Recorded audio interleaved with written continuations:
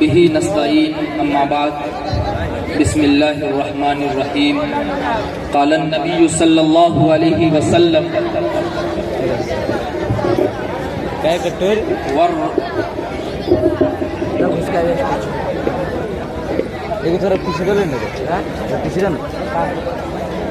والرجل راع على أهل بيته وهو مسؤول عنهم والمرأة راعية على بيت بعلها وولده وهي مسؤولة عنهم او كما قال علیہ الصلاۃ والسلام۔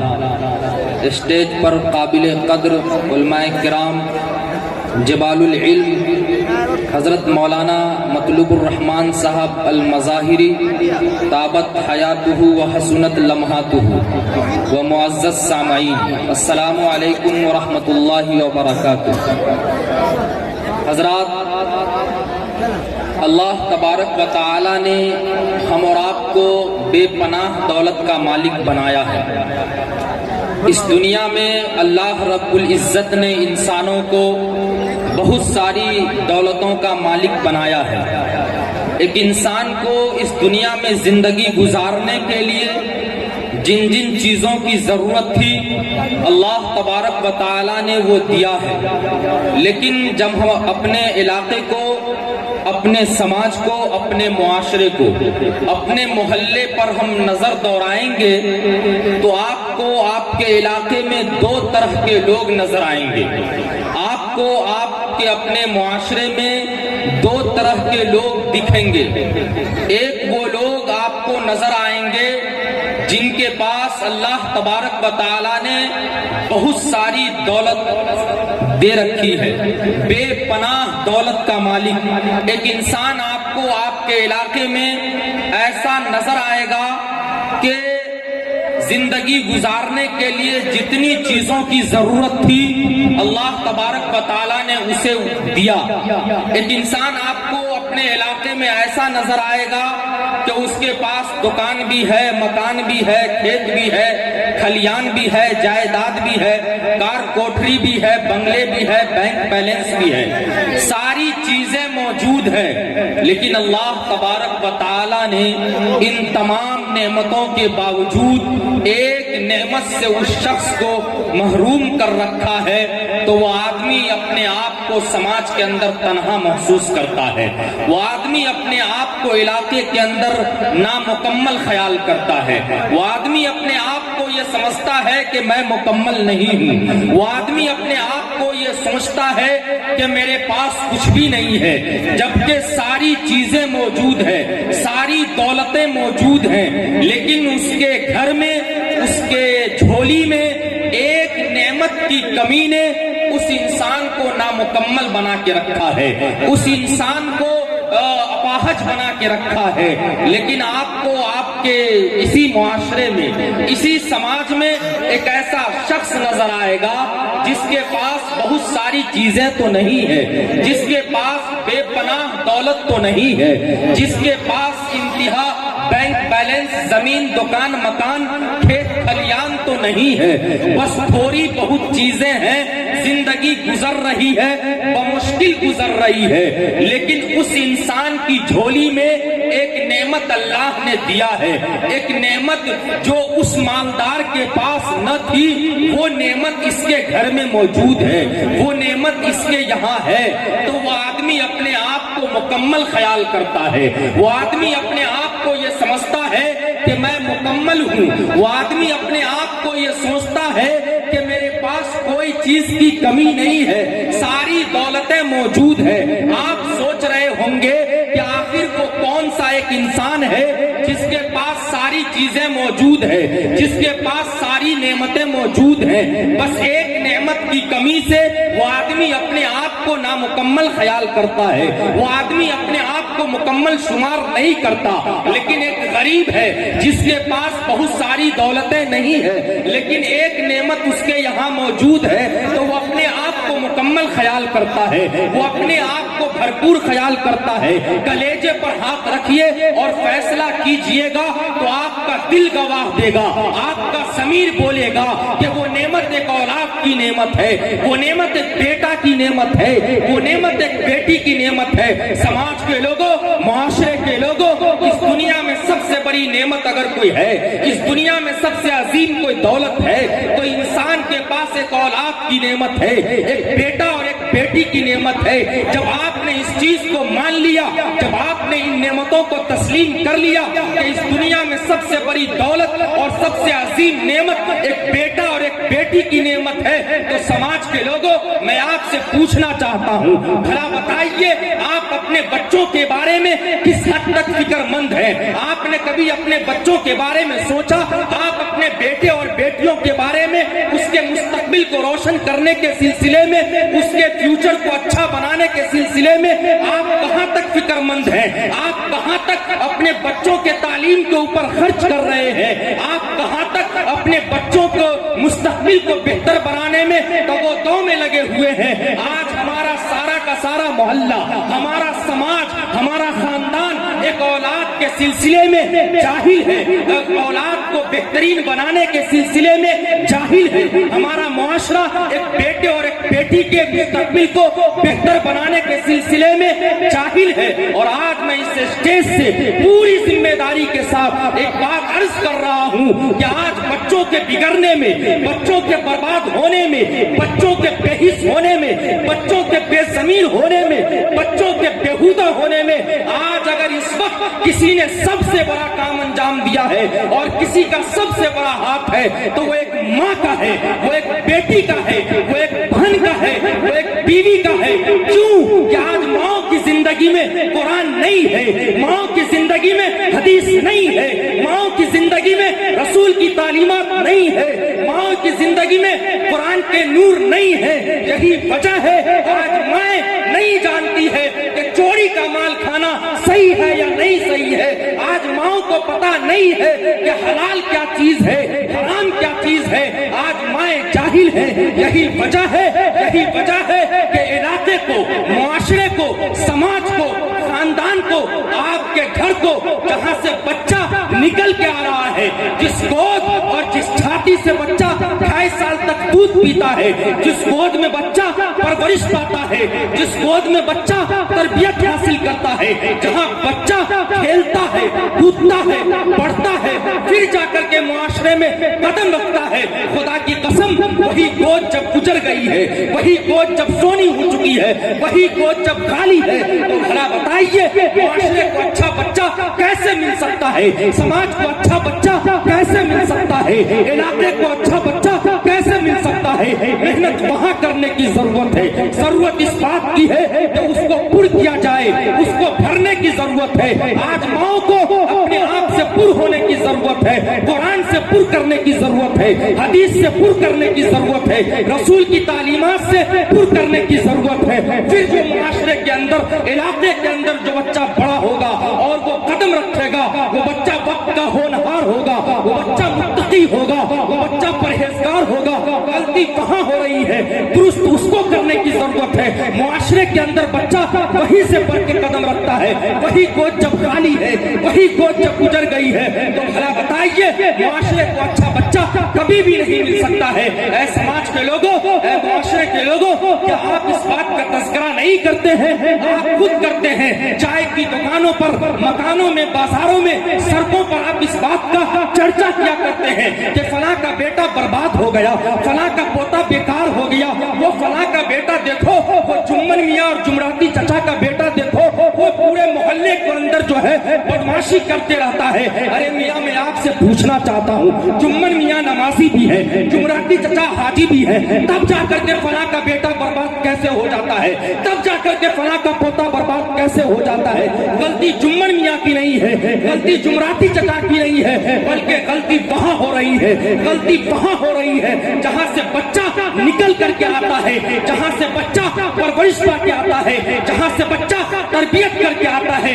गलती वहाँ हो रही है। अभी कुछ दिन के बाद आम का मौसम मौसम आने वाला है, आप खुद देखेंगे। आपने देखा होगा आम के मौसम में हल्की सी आंधी चलती है, हवा चलती है, अल्लाह अकबर, छोटे छोटे मासूम बच्चे हैं, 7 से 8 साल के बच्चे होते हैं, आम के मौसम में हल्की सी हवा चलती है, आंधी आती है, छोटे छोटे मासूम बच्चे चल पड़ते हैं झोला लेके फला के गाछी, फला के पेड़ से आम तोड़ने के लिए। अम्मा नहीं रोकती है, अब्बा नहीं मना करते हैं, अम्मा नहीं मना करती है। अरे बेटा कहाँ जा रहे हो, अपने पास तो कोई पेड़ भी नहीं है, अपने पास तो कोई दरख्त भी नहीं है, अपने पास तो एक गाछी भी नहीं है, तुम कहाँ से आम लाने जा रहे हो, तुम किसके गाछ से आम तोड़ के लाने जा रहे हो। अम्मा नहीं रोकती है, बल्कि अम्मा तो यहाँ इतनी तेज तर्रार बैठी है, जब वो छोटे छोटे मासूम बच्चे, जब वो 7 से 8 साल के बच्चे किसी दूसरे के पेड़ से, किसी दूसरे के बागीचा से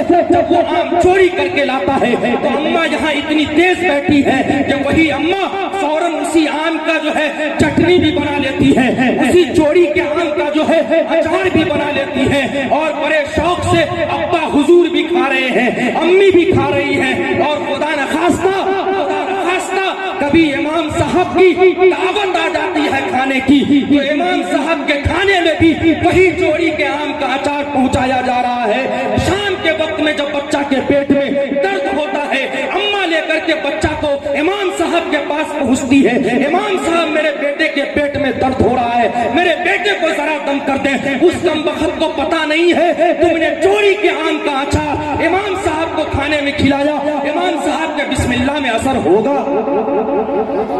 जी गलती यहाँ हो रही है, हमारा मुआशरा यहाँ जा रहा है, दुरुस्त इसको करने की जरूरत है, इसको भरने की जरूरत है। आज माएँ जाहिल हैं, आज माओं को पता नहीं है, आज बाप जाहिल है, आज बाप को इस बात का इल्म नहीं है कि मेरे बच्चों के पेट में जो लुकमा जाना चाहिए वो लुकमा हलाल होना चाहिए, हराम के लुकमे के क्या नुकसानात है, चोरी के माल के क्या नुकसानात है, आज बाप को पता नहीं है। बस बाप तो ये समझते हैं कि ये पेट नहीं बल्कि एक बोड़िया है, बोड़िया एक झोला है, बस भरते चले जाओ, ठूसते चले जाओ, चाहे वो हलाल हो या हराम का हो, बस बोड़िए को भरना है, बस झोले को ठूसना है, चाहे वो जैसा भी माल हो। याद रख लीजिए समाज के लोगों, मुआशरे के लोगों, आप अगर अपने बच्चों के पेट में हराम का दाना डालेंगे तो आप अपने बच्चों का मुस्तकबिल कभी रोशन नहीं देख सकते हैं। आप अपने बच्चों का मुस्तकबिल रोशन उसी वक्त देख सकते हैं। आपका बच्चा समाज के अंदर अच्छा बच्चा उसी वक्त हो सकता है, आपका बच्चा मुआशरे के अंदर अच्छा बच्चा उसी वक्त हो सकता है जब आप अपने बच्चों के पेट में जाने वाले लुकमे पर तवज्जो दीजिएगा। आपको ये फिक्र करनी चाहिए कि मेरे बच्चों के पेट में जो दाना जा रहा है वो दाना हलाल है या हराम है। तब जा करके समाज के अंदर जो बच्चा बड़ा होगा और कदम रखेगा वो वक्त का मुत्तकी होगा, आलिम रब्बानी होगा। आज बाप को पता नहीं है हराम क्या है, हलाल क्या है। अल्लाह के रसूल अलैहिस्सलातु वस्सलाम ने सहाबा से खिताब करते हुए फरमाया था कि ऐ सहाबा की जमाअतों, याद रखो तुम्हारे जिस्म के अंदर गोश्त का एक लोथड़ा है, तुम्हारे जिस्म के अंदर गोश्त का एक हिस्सा है। अगर वो बिगड़ जाए तो सब बिगड़ जाए, अगर वो समर जाए तो सब समर जाए। सहाबा ने आका सल्लल्लाहु अलैहि वसल्लम से इरशाद फरमाया, या रसूल अल्लाह, हमारे जिस्म के अंदर आखिर वो गोश्त का कौन सा हिस्सा है, हमारे जिस्म के अंदर आखिर वो गोश्त का कौन सा लोथड़ा है जिसके बारे में आप इरशाद फरमा रहे हैं कि जब वो बिगड़ जाए तो सब बिगड़ जाए, जब वो समर जाए तो सब समर जाए। आका सल्लल्लाहु अलैहि वसल्लम ने इरशाद फरमाया, वो दिल है, वो दिल है, हाँ वो दिल है कि जब दिल बिगड़ता है तो सब बिगड़ जाता है, जब दिल समरता है तो सब समर जाता है। अरे जब दिल बिगड़ता है तो इंसान की आंखें बिगड़ती है, जब दिल बिगड़ता है तो आदमी का हाथ बिगड़ता है,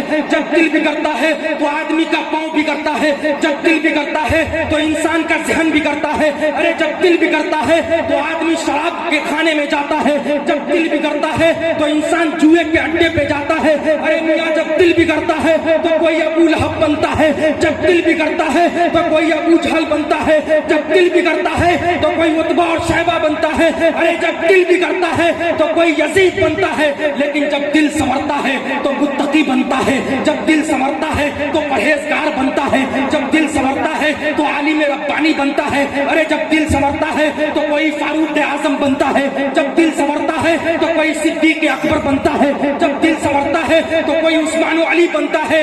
اب آقا کی بارگاہ میں کوئی عرض کرے کہ یا رسول اللہ, دل کے سنورنے سے سب سنور جاتا ہے, دل کے بگڑنے سے سب بگڑ جاتا ہے, تو پھر آخر دل بگڑتا کیسے ہے, دل سنورتا کیسے ہے؟ تو آقا کی بارگاہ سے یہ جواب ملتا ہے کہ جب آدمی حرام کا لقمہ کھاتا ہے دل بگڑ جاتا ہے, حلال کھاتا ہے دل سنور جاتا ہے. آج بات کو پتہ نہیں ہے, غلطی یہاں ہو رہی ہے, درست اس کو کرنے کی ضرورت ہے. آج باپ کو اس بات کا علم ہونی چاہیے.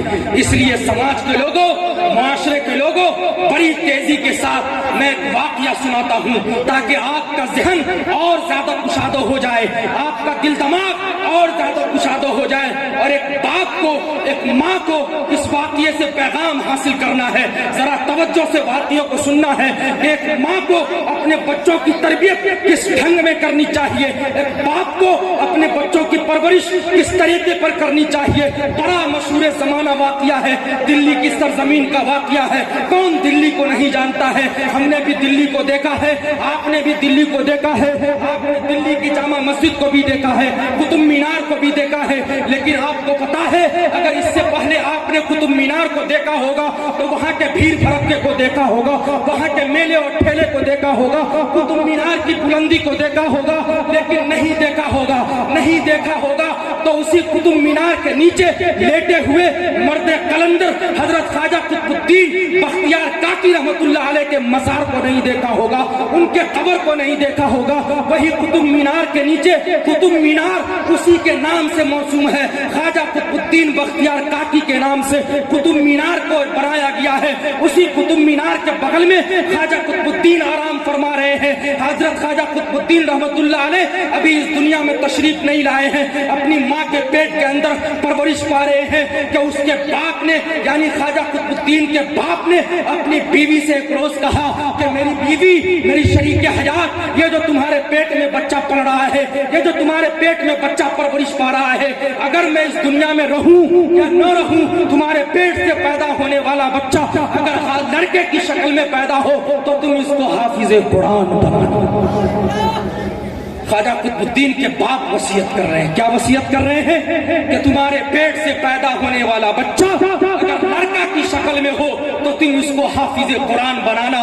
خواجہ قطب الدین رحمت اللہ علیہ پیدا ہوتے ہیں, دنیا کے اندر تشریف لاتے ہیں, اس وقت تک اس کے والد محترم گزر چکے ہوتے ہیں. حضرت خواجہ قطب الدین رحمت اللہ علیہ جب 7 سے 8 سال کی عمر کو پہنچتی ہے, اس کی والدہ محترمہ ہے, اب انگلی پکڑتی ہیں اپنے چھوٹے سے بچے کو اور دلی کی سرزمین کا چکر لگا رہی ہے, دلی کی سرزمین پر مدرسہ تلاش کر رہی ہے, دلی کی سرزمین پر مکتب تلاش کر رہی ہے, مسجد کو تلاش کر رہی ہے. اپنے شوہر کے کیے ہوئے وصیت پر عمل کرنے کے لیے خواجہ قطب الدین کی والدہ محترمہ اچانک ایک مسجد کے اندر داخل ہوتی ہے, امام صاحب کے قریب جاتی ہے.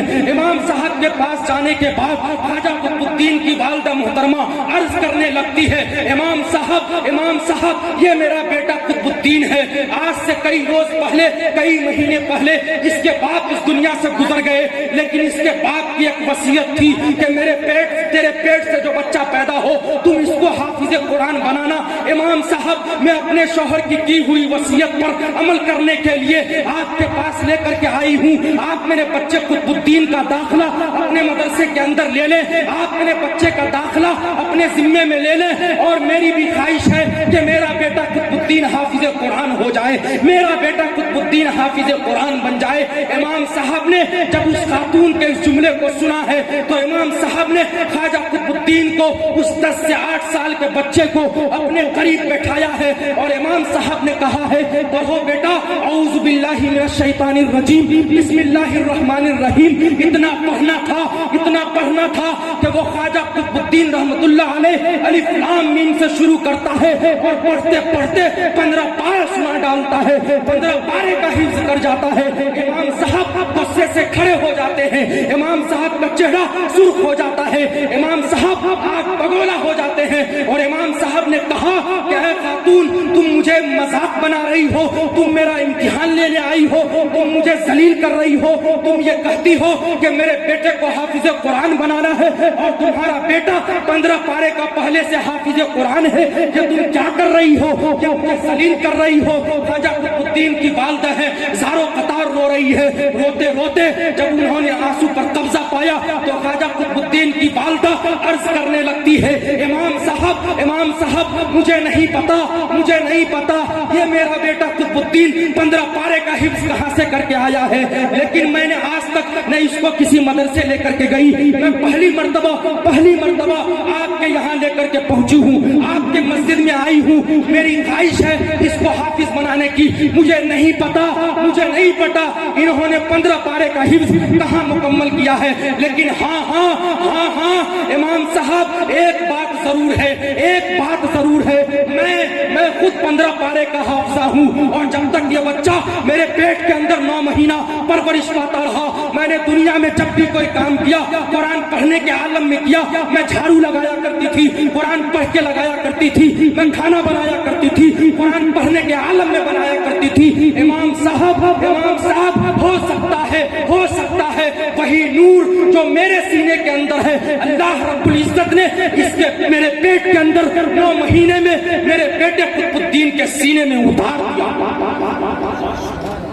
امام صاحب طرف جاتے ہیں اور امام صاحب نے کہا کہ خاتون یہی بات سچ ہے اور یہی بات حق ہے, جو نور تیرے سینے کے اندر ہے تیرے پیٹ کے اندر اللہ رب العزت نے 9 مہینے کے اندر اس بچے کے سینے کے اندر اتار دیا ہے. اے سماج کے لوگوں, اے باپو, اے مکہ کی سرزمین کی ماں, میں بھیک مانگتا ہوں آپ سے, آپ اپنے بچوں کے پرورش کرنے کے انداز کو بدلے. وہی چراغ جو مائیں برسوں پہلے جلایا کرتی تھی آج بھی اسی چراغ کو جلانے کی ضرورت ہے. وہی چراغ چلے گا تو ہمارا گھر روشن ہوگا, ہمارا خاندان روشن ہوگا.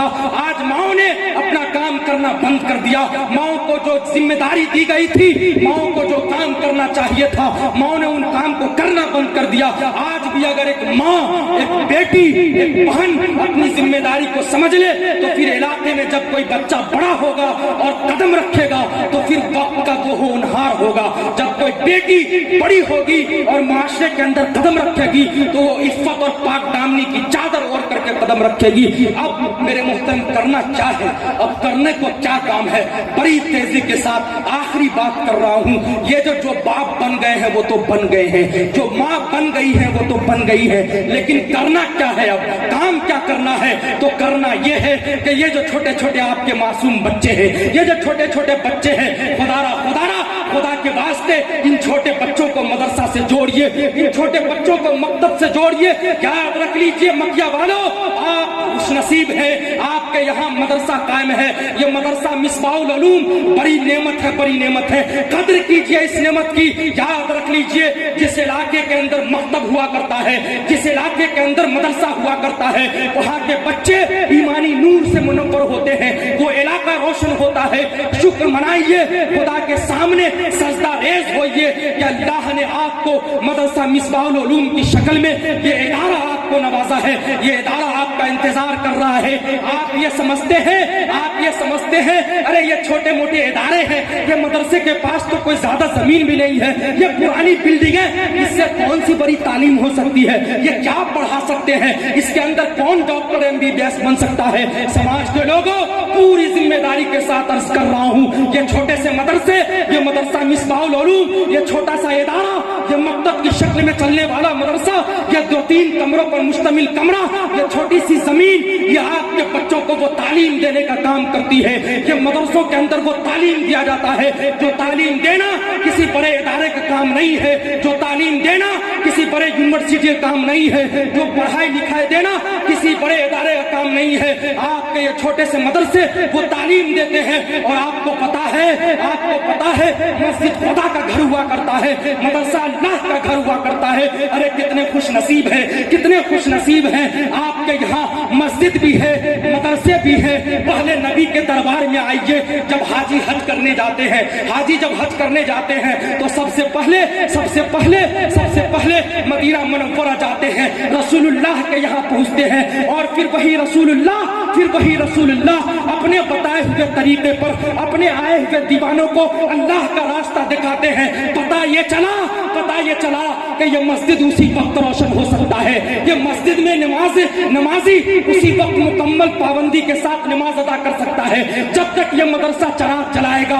ये मदरसा अगर अपना चराग जलाना बंद कर दिया तो ये मस्जिद में चराग नहीं जल सकता है। ये मदरसा चराग जलाने का काम करता है।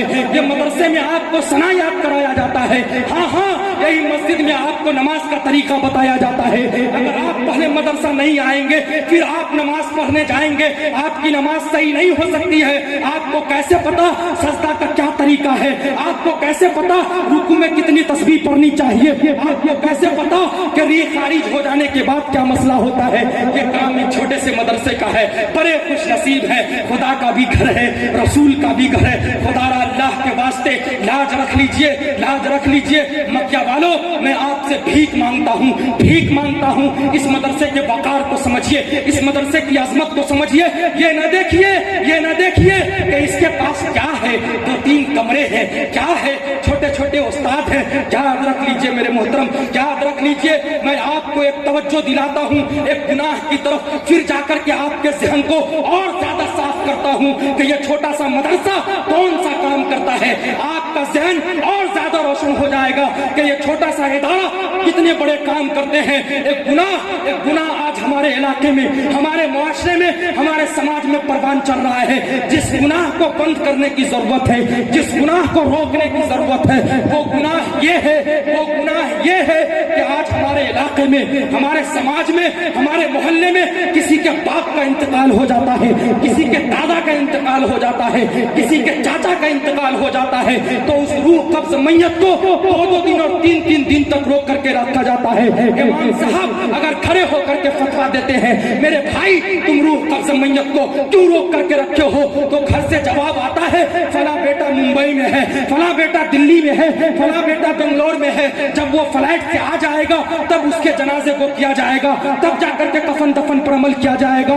ऐ समाज के लोगों, ऐ मुआशरे के लोगों, क्या आपको रसूलुल्लाह की वो हदीस याद नहीं है?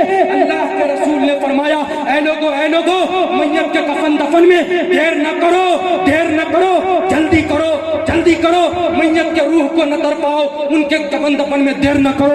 लेकिन आप इसके इंतजार में रोक के रखते हैं। वो बेटा जो लूम में काम करता है, वो बेटा जो जड़ी में काम करता है, वो बेटा जो फैक्ट्री में काम करता है, खुदा की कसम किसी लूम में काम करने वाले, किसी जड़ी के काम करने वाले, किसी कारखाने में काम करने वाले, किसी फैक्ट्री में काम करने वाले बेटे और पोते के इंतजार में जनाजे को रोक कर मत रखिए, मैयत के रूह को न तर पाइए। लेकिन याद रख लीजिए, अगर आपका वो आने वाला बेटा, अगर आपका वो आने वाले पोते को सना याद है, दरूद याद है, जनाजे की दुआ याद है, तो फिर कोई और नहीं, मैं मदरसा मिसबाहुल उलूम मकिया के इस स्टेज से फतवा देता हूँ कि आपके बेटे को अगर जनाजे की दुआ याद है तो फिर आप 1 दिन नहीं 2 दिन तक रोक करके रखिए। खुदा की कसम जब वो बेटा आएगा और अपने खुद से जनाजा पढ़ाएगा, अल्लाह तबारक व तआला उसके बाद की मग़फ़िरत फरमा देगा। ये सना की तालीम, ये दरूद की तालीम, ये जनाजे की दुआ, ये जनाजे की नमाज का तरीका, ये कहाँ दिया जाता है? अरे हाँ, यही वो छोटे इदारे हैं, हाँ, यही वो मदरसा मिसबाहुल उलूम है, हाँ, यही वो टूटी फूटी चिटाई है जहाँ आपके बच्चे को सना याद कराई जाती है, दरूद याद कराया जाता है, जनाजे का तरीका बताया जाता है। ऐ समाज के लोगों, ऐ मुआशरे के लोगों, भीख मांगता हूँ खुदा के वास्ते मदरसे की अजमत को पहचानिए, मदरसा मिसबाहुल उलूम को समझिए। देखिए पीछे देखिए, मैं मुड़ता हूँ आपको इसके दरवाजे को देखें एक बार पीछे देखें, मदरसा मिसबाहुल उलूम के दरवाजे को देखें, इनके गेट को देखें। जितना कुशादा मदरसा मिसबाहुल उलूम का दरवाजा है, जितना चौड़ा मदरसा मिसबाहुल उलूम का दरवाजा है, अल्लाह खुदारा इस मदरसे के असातिज़ा के दिल दिमाग भी उतना ही चौड़े हैं, इस मदरसे के असातिज़ा के ज़हन भी इतना ही कुशादा है।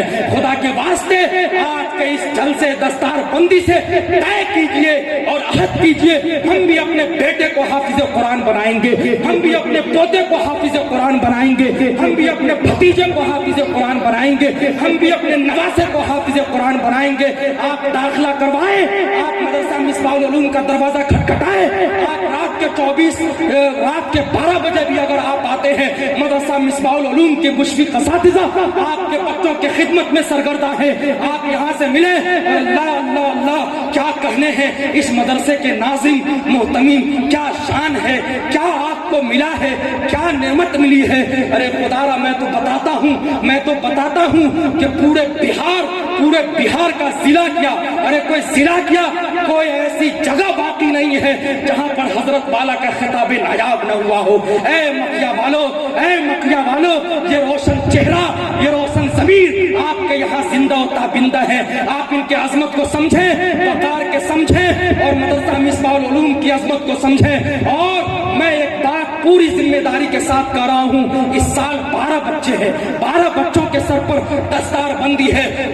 میں اس جلسے سے اعلان کرتا ہوں، اگر آپ کی سوچ اور اگر آپ کا فکر، اور یاد رکھ لیجئے مدرسے کو ضرورت آپ کے ہر چیز کی ہے، یہ مدرسہ مصباح العلوم کو ضرورت اگر آپ کے جان کی ہے تو آپ جان لگائیے، اگر ضرورت آپ کے مال کی ہے تو آپ اپنا مال لگائیے، اگر ضرورت آپ کے فکر کی ہے تو فکر دیجئے، اگر ضرورت آپ کے مشورے کی ہے تو مشورہ دیجئے، لیکن دیجئے مدرسہ کسی ایک کا گھر نہیں ہوتا ہے، یہ مدرسہ مصباح العلوم کسی ایک شخص کا مدرسہ نہیں ہے، بلکہ ہندوستان میں بسنے والے، ہندوستان کے کونے کونے کے بچوں کا یہ مدرسہ ہے۔ مدرسہ سب کا ہوتا ہے، مدرسہ رسول اللہ کا گھر ہے، اور رسول اللہ کے گھر میں کالے اور گورے کا جھگڑا نہیں ہوتا ہے۔ اس مدرسے میں جتنا حق اس مدرسہ کے پڑوسی کا ہے، اتنا ہی حق ہندوستان کے اخیر ایریا سری لنکا سے اگر کوئی بچہ آ جائے تو اس مدرسے کے اندر اتنا ہی حق اس سری لنکا کے بچے کی بھی ہے۔ مدرسہ سب کا ہوتا ہے، سب کے لیے دروازہ کھلا رہتا ہے، کیونکہ رسول اللہ کا گھر ہے، اور رسول اللہ نے آج سے 1400 سال پہلے کالے اور گورے کا جھگڑا مٹا دیا ہے۔ اے سماج کے لوگوں، مکیا والوں، جب رسول اللہ نے اس مدرسے کو سب کا بتایا ہے تو پھر کیوں ہم تشخیص کرنے میں لگے ہوئے ہیں، پھر ہم کیوں شک و شبہ میں پڑے ہوئے ہیں کہ یہ مدرسہ اس کا ہے، یہ مدرسہ اس کا ہے، یہ مدرسہ فلاں کا ہے۔ ارے نہیں، یہ مدرسہ آپ کا ہے، یہ مدرسہ آپ کا ہے۔ آپ اپنی فکر سے مدرسے کا پروان چڑھائیے، یہ مدرسہ سب کا ہے، یہ مدرسہ سب کا ہے، اور آپ کی فکر اور آپ کی سوچ اور آپ کا ذہن اگر رہا تو انشاءاللہ اگلی مرتبہ ابھی 12 بچے ہیں، 24 بچوں کا جلسہ دستار بندی اگلے سال انشاءاللہ ملے۔ بس آپ کا فکر چاہیے، اور آپ دیکھیں جب آپ جانے لگے تو آپ مدرسے کا تعینانہ نظر ڈالیں، اور جس چیز کی جہاں ضرورت ہے آپ پورا کریں۔ یاد رکھ لیجئے، یہاں جب دیجئے گا یہ حافظ قرآن کیا نعمت ہے، میں کیا بتاؤں ان کے بارے میں، بات لمبی ہو جائے گی، میں کچھ نہیں کہہ سکتا۔ حافظ قرآن کے بارے میں رسول اللہ نے فرمایا، خیرکم من تعلم القرآن وعلمہ، کہ تم میں سب سے بہترین سارے سماج کے لوگ ان کے سامنے زیرو ہے۔ حافظ قرآن کا جو درجہ ہے وہ درجہ کسی کے پاس نہیں ہے، اس لیے یہ حافظ کون تیار کرتا ہے؟ کسی تنظیم کا کام ہے، کسی یونیورسٹی کا کام ہے؟ آج تک دنیا کے کونے کونے سے کسی ایک فیکٹری کا اٹھا کر دیکھ لیے اور کسی ایک کارخانے کو میرے پاس لائیے جس فیکٹری کے اندر ایک حافظ کو تیار کیا گیا ہو، جس فیکٹری کے اندر ایک قاری کو تیار کیا گیا ہو۔ ارے یہ حافظ قرآن، یہی مدرسہ ہے، یہی مصباح العلوم ہے، اس کو چھوٹا نہ سمجھیں۔ یہ مدرسہ آپ سب کا ہے، اس لیے آپ کے پاس اس مدرسے کی رسید لے کر اگر کوئی حضرات اساتذہ کرام پہنچے تو آپ بڑھ چڑھ کے حصہ لیں۔ اور میں تو کہتا ہوں اگر مکیا کے سارے لوگ زندہ ہو جائیں اور اس مدرسے کو پروان چڑھانے میں لگ جائیں تو کافی ہے۔ مکیا والوں، سلام پیش کرتا ہوں۔ آخر میں ایک بات کہہ کے اپنی بات کو ختم کرتا ہوں۔ یاد رکھ لیجئے، ضرورت اگر پڑے تو ایک روٹی کم کھائیے، اگر ضرورت پڑے तो सड़क पर कटोरा लेकर चल पड़िए, लेकिन अपने बच्चों को कभी जाहिल मत रखिए, अपने बेटों को कभी जाहिल मत रखिए, नहीं तो कल कयामत के दिन ऐसे बाप को अल्लाह अपने सामने खड़ा करेगा, ऐसी माँ को अल्लाह अपने सामने खड़ा करेगा जिस बाप ने अपने बेटे की कमाई खा खा करके अपने सीने को चौड़ा तो कर लिया, लेकिन अपने बेटे को कम से कम इस लायक नहीं बनाया, अपनी बेटी को कम से कम इस लायक नहीं बनाया कि वो उसका बेटा कम से कम नाजरा कुरान पढ़ने के लायक हो जाए, कम से कम देखकर कुरान पढ़ने के लायक हो जाए। ये देखकर कुरान पढ़ना, ये नाजरा कुरान पढ़ना किसी फैक्ट्री का काम है, किसी कारखाने के अंदर किया जाता है, नहीं नहीं नहीं, ये काम यहाँ होता है, ये काम यहाँ होता है। इसलिए मैं इन्हीं चंद बातों पर मैं शुक्रगुजार हूँ बड़े भाई वसीम अख्तर जमाली का और बड़े भाई बिलाल हसानी साहब का, हज़रत मौलाना मतलूबुर रहमान साहब अल-मज़ाहिरी ताबत हयातुहु व हसनत लम्हातुहु की मोहब्बतें मेरे सर पर हमेशा बाकी रहे, कायम और दायम रहे। वसीम अख्तर जमाली की दावत पर मेरा यहाँ आना हुआ है। बड़े बड़े शायर के नाम से जाने जाते हैं, अल्लाह ने वो अजमत अता की है, आप हो सकता है कम जानते हो, लेकिन मेरा सबसे ज्यादा हिंदुस्तान के जितने शोरा हैं, अगर सबसे ज्यादा मेरा किसी के साथ प्रोग्राम में जाना होता है तो वो तन्हा वसीम अख्तर जमाली होता है।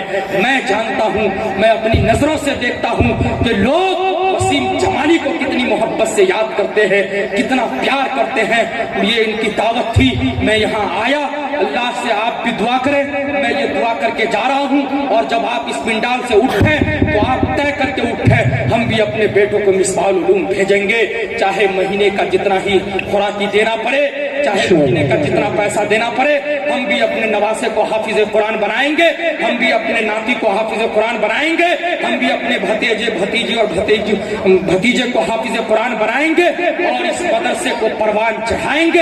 हर एतबार से जान की जरूरत होगी हाजिर रहेंगे, माल की जरूरत होगी हाजिर रहेंगे, फिक्र की जरूरत होगी हाजिर रहेंगे, मशवरे की जरूरत होगी हाजिर रहेंगे, तब जाकर के ये मदरसा तरक्की करेगा।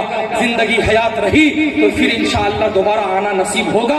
अल्लाह तबारक व तआला कहने सुनने से ज्यादा अमल करने की तौफीक अता फरमाए। व आखिर दावाना अनिल हम्दुलिल्लाहि रब्बिल आलमीन।